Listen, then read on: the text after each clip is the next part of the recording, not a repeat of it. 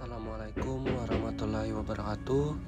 Saya Muhammad Anwar Ramdhani, peserta Latsar dari Kabupaten Hulu Sungai Selatan, Angkatan 2, Kelompok 2, tahun 2021. Di sini saya akan menjelaskan mind mapping yang telah saya buat tentang nasionalisme.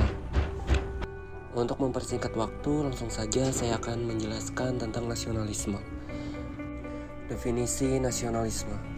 Nasionalisme adalah suatu sikap politik dari masyarakat suatu bangsa yang mempunyai kesamaan budaya, wilayah, serta kesamaan cita-cita dan tujuan.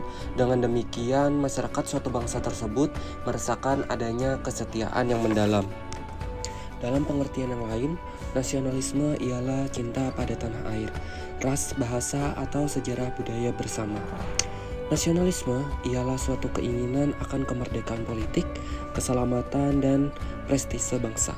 Nasionalisme adalah dogma yang mengajarkan bahwa individu hanya hidup untuk bangsa dan demi bangsa itu sendiri. Nasionalisme pada hakikatnya adalah untuk kepentingan dan kesejahteraan bersama, karena nasionalisme menentang segala bentuk penindasan terhadap pihak lain, baik itu orang per orang, kelompok-kelompok dalam masyarakat, maupun suatu bangsa. Nasionalisme tidak membeda-bedakan baik suku, agama, maupun ras. Hal-hal yang mendorong munculnya paham nasionalisme, yang pertama adanya campur tangan bangsa lain, misalnya penjajahan dalam wilayahnya. Yang kedua, adanya keinginan dan tekad bersama untuk melepaskan diri dari belenggu kekuasaan absolut, agar manusia mendapat hak-haknya secara wajar sebagai warga negara. Yang ketiga, adanya ikatan rasa senasib dan seperjuangan. Dan yang terakhir, bertempat tinggal dalam satu wilayah yang sama. Selanjutnya tentang prinsip-prinsip nasionalisme. Yang pertama, hasrat untuk mencapai kesatuan. Yang kedua, hasrat untuk mencapai kemerdekaan. Yang ketiga, hasrat untuk mencapai keaslian. Dan yang terakhir, hasrat untuk mencapai kehormatan bangsa. Nilai Pancasila dalam menumbuhkan nasionalisme. Yang pertama, sila ke-1, ketuhanan yang Maha Esa. Sebagai jati diri bangsa, bangsa yang agamis. Hasil yang dicapai itu yang pertama bisa membedakan baik dan buruk, yang kedua bisa membedakan halal dan haram, yang ketiga bisa membedakan yang hak dan yang batil.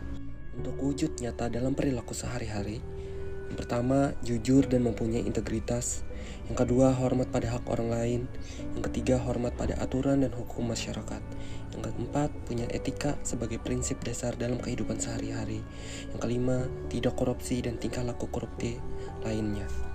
Sila yang kedua, kemanusiaan yang adil dan beradab. Bangsa yang menghormati hak asasi manusia lainnya. Hasil yang dicapai itu berlaku adil dan menghormati hak asasi orang lain. Wujud nyata dalam perilaku sehari-hari seperti toleran, tidak zalim, sopan santun, dan saling tolong-menolong. Sila yang ketiga, persatuan Indonesia. Artinya bangsa yang cinta tanah air. Hasil yang dicapai, siap sedia membela negara, siap sedia membela kehormatan bangsa, siap sedia menjaga kesatuan dan persatuan bangsa. Wujud nyata dalam perilaku sehari-hari, contohnya rukun dan damai, menjaga keutuhan bangsa, menjunjung tinggi kehormatan bangsa dan negara.